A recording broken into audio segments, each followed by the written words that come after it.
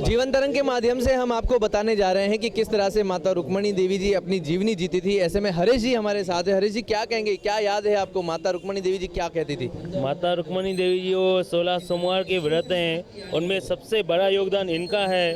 और आज तक जब से मैं नगर सेवक बना हूँ इनकी सेवा की है, तो मैं आगे ही आया हूँ, पीछे नहीं आया हूँ। मैं हर एक बंदे को बोलूँगा कि यहाँ पे आए, अपना माथा टेक के जो मनोकामना होगा मांगेंगे तो वो अवश्य पूरी होगी।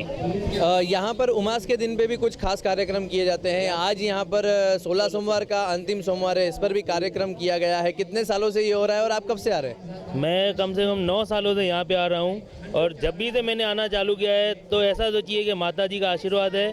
मैं हमेशा आगे से आगे ही आया हूँ, मुझे कोई पीछे नहीं कर सका है। मैं हर एक को यही फिर से निवेदन देता हूँ कि आइए और यहाँ भंडारे का लाभ उठाइए और यहाँ पे माथा टेकिए, जो भी आपकी मनोकामना होगी वहाँ पूरी हो जाएगी। साथ ही एक आखिरी सवाल आपसे ये कि कुछ आपको याद आता हो कि माता जी अपनी जीवन में क्या कहती थी? कोई एक छोटा सा एक ऐसा वाक्य हो या कोई ऐसी चीज़ हो, कोई ऐसा एक वाक्य हो कि क्या कहती थी माता लोगों के बारे में? सेवा कार्य करती थी वो, लोगों को भगवान शिव से जोड़ती थी, 16 सोमवार के उपवास रखती थी। आपको कुछ ऐसा याद आता हो, क्या कहती थी? माता जी का कहना यही था कि हर एक अपने प्रेम से प्रेम मिलाते चलो, और किसी का मन दुखाने से उसे हमेशा नुकसान ही पहुंचेगा। इसके लिए माता का ये मुझे वचन याद है कि वो हमेशा कहती थी किसी से भी गलत व्यवहार नहीं करना चाहिए।